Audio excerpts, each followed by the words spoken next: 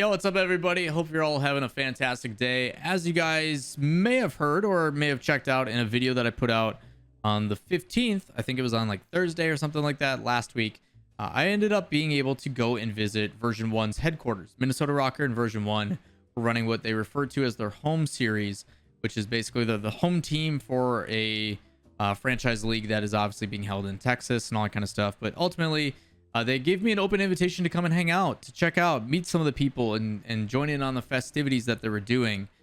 In this video, I'm going to do a couple things. I'm going to tell you guys about what it was like, what I did, pros, cons. There was no cons. And all the exciting things that were going on at the event and kind of my schedule and what I did. And then we'll also talk about and answer some of the questions you guys had in the comments from the other video. So a couple different parts. I'll try to provide as much footage and stuff.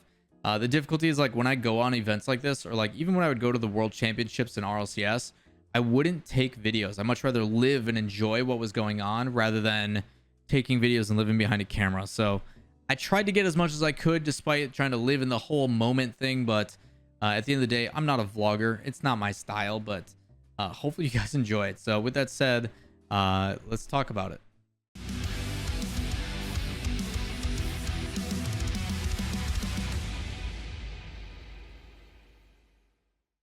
What's up, everybody? Lawler here. Before we get into everything, as a reminder, if you guys do enjoy this kind of content or like this kind of behind the scenes sneak peek stuff, make sure you guys go hit subscribe, turn on notifications.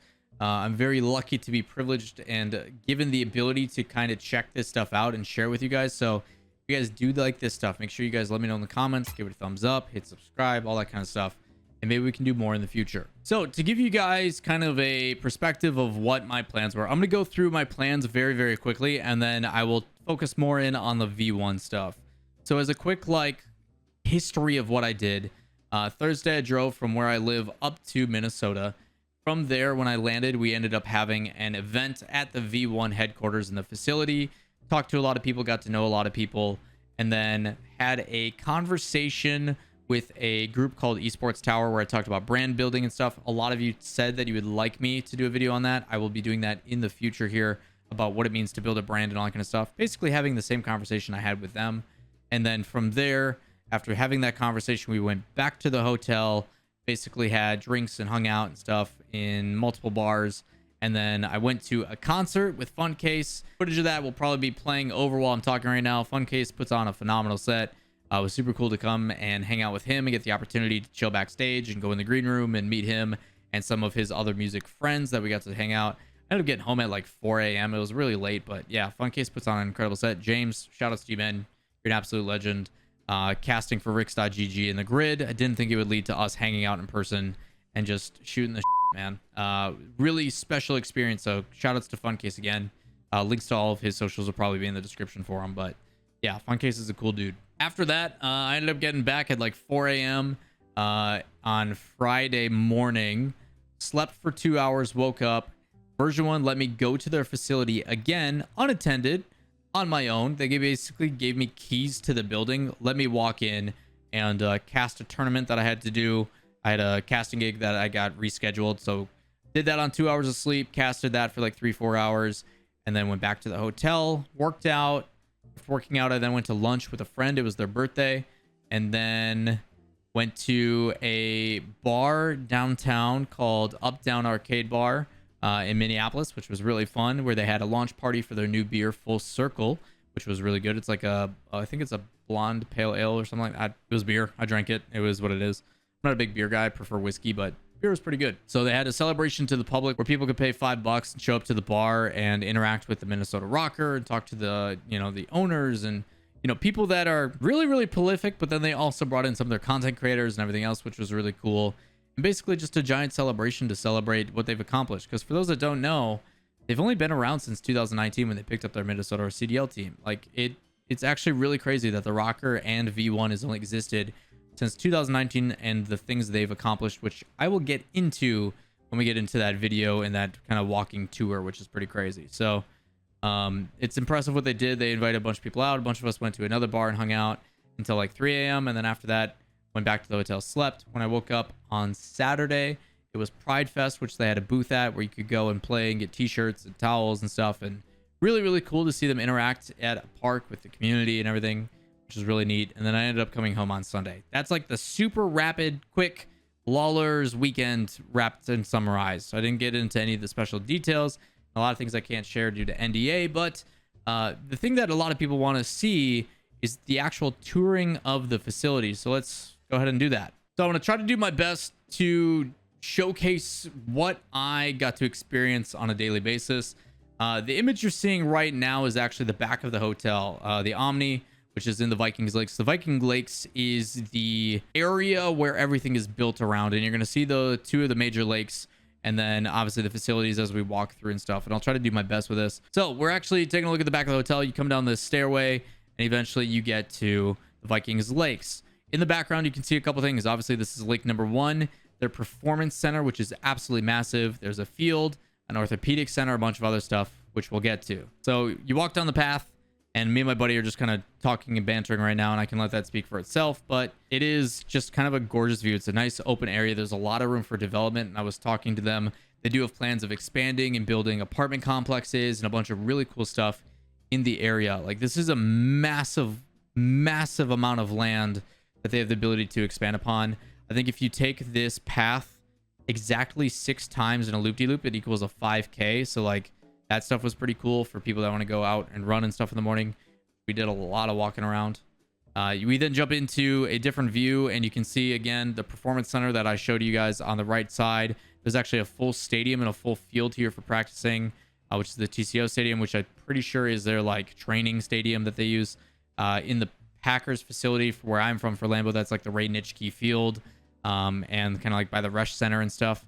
I don't know how many of you are going to recognize that information, but it was really cool to see this stuff up close. The orthopedic center is over here on the left, and then they also have like their shop where they sell their merch called the Locker Room, and then another training facility that they use for like personal training and other fancy stuff. There's a bunch of people outside playing on the turf and like messing with tennis balls and doing drills and stuff. It was interesting. So once you get through that walkway, you end up turning to the right, and when you do, this is what you see. It's a walkway up to into the facility. Looks absolutely phenomenal at night. It was probably my favorite, is going for walks at night before I went to bed and just coming out. So there's another lake to the left, as you guys just saw in the orthopedic center, as you can see as we're approaching. And I'm going to skip through this pretty quick. Just kidding, I do it anyway. I was smart enough to pause and then play again.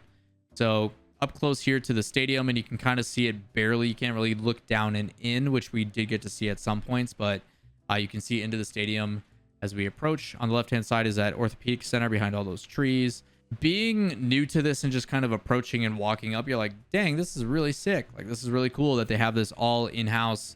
And it seems like a lot of organizations are trying to do that, where when they can, they're trying to provide a place where you can live, a place where you can train, a place where you can be healthy, a place, and like compartmentalize and individualize everything, which is really cool. The fact that they use this for the Minnesota Vikings, the NFL franchise, but then also next to it also have their esports team, is kind of like a blending of two worlds. It's really cool to see the fact that, yes, this is an NFL football franchise, but we also take esports just as seriously, so much to the fact that they live in cohesion in the same area, which I think is absolutely incredible. There's too much separation in that, and obviously we're trying to bridge the gap between traditional and non-traditional the best of our ability, and steps like this is a great way. Keep in mind, like I said, this team, this esports team, has only been around since 2019. This is a very new. If you go and look at like a satellite map on Google Maps, you actually just see construction. You won't actually see any of this stuff exist. It's really crazy. On the left-hand side, then, this is the pro shop, or where they do their sell. It's called the Locker Room. And then this building is where I saw a lot of people doing like personal training and everything, and drills and all that kind of stuff. People just kind of working out, doing their thing. I didn't actually go in that building. I don't know the specifics of that. I didn't go to the building on the right, the performance one, either, because I was there for video games. I was not there for football, even though I love me some football. I point at stuff as I'm explaining it to my buddy, so I'm going to skip ahead here. And then you come up to the turf. This is where I was talking about how they do, like they were doing different drills and stuff. There's a bunch of like goals set up, and they had like tennis balls. I'm not sure exactly what they were working on. It was to and from in between different stuff. But like, hopefully this gives you like a scale of how big this area is. It's massive. Like the grounds is not small. There's so much going on that like when you approach and you walk up to this for the first time, you're like, is this seriously for us? Like, why are we here? This is insane. The joke that was going on is because obviously I'm a Green Bay Packers fan. I basically felt like I was behind enemy lines the entire time. I always felt like, man, I am not supposed to be here. But it was a really cool experience. And again, massive shout outs to everybody at Version1 the Will family, everybody that was willing to put up with my nonsense and be as welcoming as possible, which I'll do my sappy stuff at the end of the video. But yeah, it was super cool to get to experience this. So eventually you walk up the stairs, you get to the front entrance of the TCO Stadium. And what's cool about this, you can kind of see it in the background. So if you go to the right, that's where it brings you down into the bowl where the stadium is. But then you can also see goalposts in the background. I think they have 4 full-length football fields as well in the backside. If you pull up that Google Maps image, you can actually see how many there are. But it's got size, I'm pretty sure, for like 4 full football fields worth of everything to work with. It's just pretty crazy. And it's just a nice like entryway or atrium. But then you actually get into the building that we went into, which is their like facilities. You can walk. I went down this hallway a couple times, but it was all like, you could tell that it was like buildings and other stuff. And there's like a second floor that you could get to, which we didn't go up top to anything. It felt like it was all like office stuff. But we actually go into this area, which you can kind of see the V1 logo kind of hiding right here. But these are all shades and stuff that you can pull down. But we actually get inside. This is their entryway. The cool thing about the entryway, so like I said, they basically gave me keys to the building. Every single like door that needs a lock and key, there's an app that you can use on your phone that they can send you like an email and set up an account with, and then it gives you permissions to certain doors. That way, 1, they can check to see who the heck is going in and out, and 2, it doesn't mean they have to be there. It's all electronic, it's all fancy and high tech. So I would go up to this like keypad on the wall, put my phone to it, it would unlock the door and I could walk in. And the fact that V1 was so trusting for me to be like, yeah man, go do your thing. 1 is because they can track my every movement, and I think it was just because of the fact that their mentality, and probably the coolest thing, is they put this whole like family first mentality. Yes, money and stuff is a priority. Yes, results matter. Yes, these things matter, but they're not going to cut corners. They're not going to, you know, kind of cheat the system to make sure that they get the best bang for the buck. Like if they feel something is worth putting money into, they're willing to do that. And that mentality carries through everything they do. The ability to say like, hey, we like you as a broadcast talent. We like you as a commentator. Come check out our facilities. Yes, here's the keys to the room. Go do this. You have friends in town. Yes, feel free to go show them. Yes, do these things. And like, I was overly asking like every single second. And probably Chris, sorry in advance if you got annoyed by me, but like I would text him for permission on everything. He's like, yeah, dude, go ahead. Go do your thing. Go do your thing. Go do your thing. And it's like, that was everyone at that company. It was absolutely insane. It's actually kind of mind-boggling how great they were. This is that area where like all the office stuff is that I was talking about that we didn't really go into. There's like bathrooms over there, but other than that, we didn't really go in there. So they've got a sitting area when they walk in, and then they have where they sell their merch. It's my buddy Ray. Ray, welcome to YouTube for the first time. But yeah, they have all their merch and stuff. They got a bunch of new stuff coming in as well. Understand that they're working on like a bunch of new stuff right now. They're trying to get everybody over to the Pride Festival and stuff too. So there's a lot of different things that they had, a lot of moving parts. But yeah, they've got a store at the shop. You go in the front entrance, and then the door that you didn't see is when you walk in, you go over to the left, and that's when it brings you into the actual facility. So I'm going to try to do this without any cuts because it looks and flows a lot better. So you walk in, massive kitchen with a bunch of different options and a good place. And right to the right is their content space where it has the ability for them to shoot everything in air. So if they want to sit, take photos, if they have people come in and they're shooting, what companies are trying to do and what organizations are trying to do is do everything in-house. We don't need to go and get somebody else. We don't need to go do that stuff. We have the ability to be modular and work and focus on that stuff here. Need photos? Good. Go put them in the content space. Let them take those photos. We'll have an editor on staff with his own desk. We'll do that here, and they'll just push it out. So everything is able to be sourced from in the building itself. Everything you have, all the people you need, all the staff that you need is here. It's good to go. You don't have to wait. And in the online world right now, that's been kind of a pain in the butt. So being able to see it in person is super cool. So again, shouts to V1 for letting us see it. After you enter the content space, go back to the kitchen and the massive cafeteria and everything. If you look on your left is their only conference room. Because this company focuses a lot on interaction and sharing and being family first and stuff, the culture is very, very unique. And even though there was a lot of business going on and there's a lot of seriousness going on, the whole concept of like, it takes a village to raise a child kind of situation is 1,000,000,000% true here. They only have one conference room because they're like, if we're going to mentally check into a big meeting, it's done here. That's it. Everything else, creative space, be free, do your thing. And it's just like so much empowerment that's given, which is really cool. So massive conference room. And again, V1, sorry if I went into stuff I wasn't supposed to. Chris gave me the okay, so I went and did it. But yeah, kind of freedom to check everything's out. Big conference room, obviously, where they have the conversations if they need to do a call. Everything is proximity based for the lights. There's a big garage door over to my left that if they need to close it off to have a meeting, they can, with a kind of welcome space. Bunch of seating. The watch party room, which is actually pretty cracked. This entire sectional is fully modular, as you can see by the chairs that are facing the other way. But this is like 9 panels of TVs that are controlled by this big, massive thing on the wall. Giant remote and stuff that you can do. Really expensive to run, but really, really cool watching TV and stuff on this. Throwing up a movie or something like that is insane. So you get through here. Once you kind of look through and take everything as a peek, you then go through the backside and it gets into more of the business stuff. Obviously, these are the shades I was talking about. And then there's more like just watching space and more freedom. I, to my knowledge, know they have some more stuff that's going to be developed in the future. Whether this space is going to be for shooting different content. A lot of studios and spaces and facilities have multiple places that are kind of left open. And the reason why is because if they need to shoot different angles for interviews rather than seeing the same angle every single time, for a creative look, it's better to migrate and move stuff and then take a image. The best example I can give you is I've been to the NBA on TNT or whatever the heck that show is. It's with Shaq, Ernie, Kenny, and Charles Barkley, who I got the pleasure to meet and talk to and stuff like that. The desk that they sit at is on rollers. They can move it anywhere they want in that set to give different shots and looks and angles. And a lot of facilities are trying to leave open space like that so they can do that same thing. They need to move lights and cameras and all that kind of stuff. So similar to that, they did a lot of interviews on here the day before. A lot of office space and desk space for all their different styles. There's also, you can barely see them, but there's like treadmills in the back with monitors. So if like you want to walk and work at the same time to keep people active, very health conscious and forward thinking. More places where you can sit and watch, and I assume they'll put computers down here as well for people that want to stream or interact and stuff. Just kind of like a showcase thing. But yeah, a lot of office space, all standing desks, all ergonomic, all trying to keep health conscious in mind.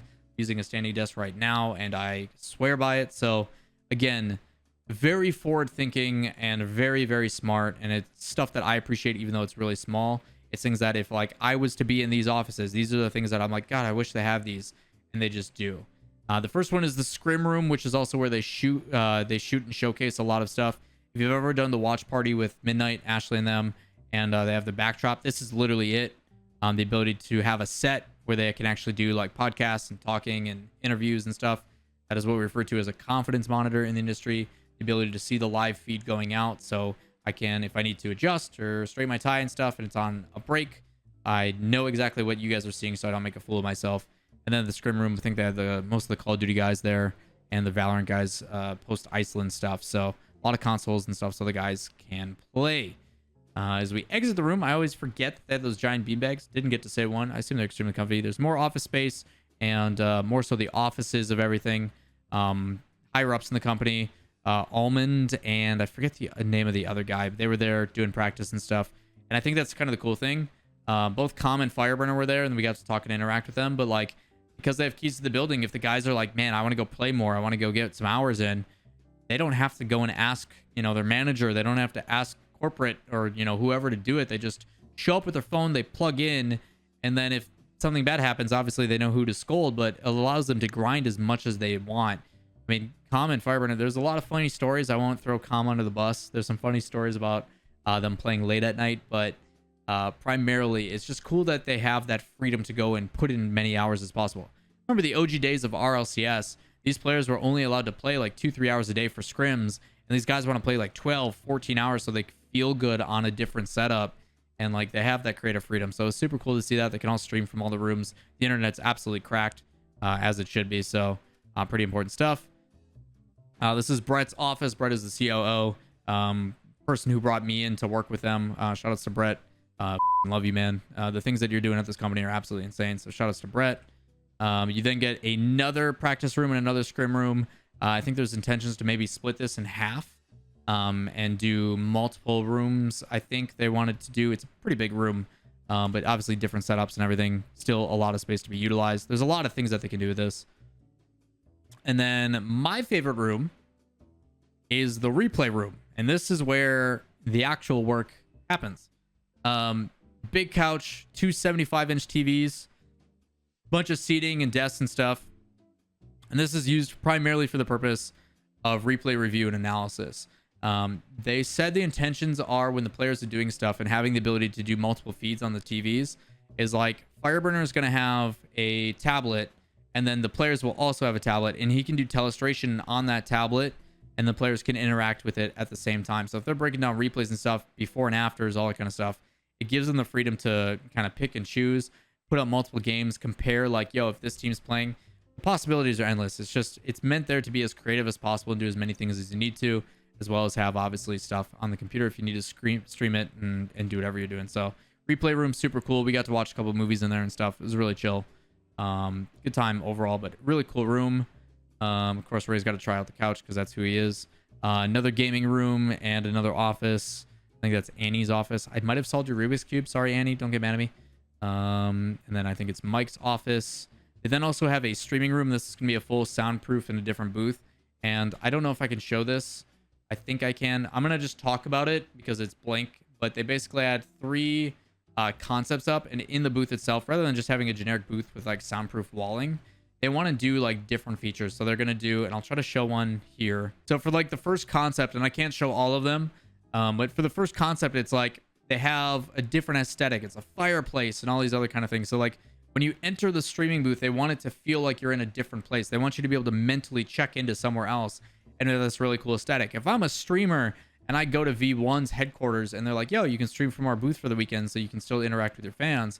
And I show up with this backdrop and it's like a fireplace and I'm in a lodge. In the top left, you can see like it kind of looks like snow outside and stuff.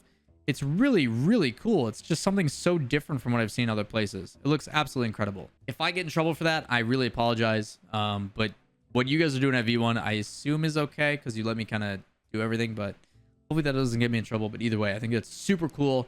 And I hope they continue to try multiple concepts that they're doing. But yeah, that's kind of the intent that they have for their streaming rooms. Once you exit the streaming room, there's then obviously the server rack and everything, and then other content rooms too. Whether they're going to turn those into otherwise or not as stream setups or anything, there's 2 different booths. I was streaming in this one for the Madden tournament that I had to cast on Friday. Fireburner was streaming from here too, but there's a lot of cool stuff you can do obviously with these. There's also the ability to pull shades down if you want privacy and everything, but this is where Fireburner was streaming. This is where I did my Madden tournament from. The display on the back too, if you want to put something else on as a backdrop. A lot of cool things that they're trying to innovate and do. And the biggest thing that I got, and I'm gonna switch over to my other camera for this. The biggest thing that I got out of this entire situation was the fact that everything I did, every single time I was into something or something was like kind of tentative, it wasn't official, they asked for my feedback. They're like, yo, what kind of things while you were there did you like, didn't like? What kind of things would you want?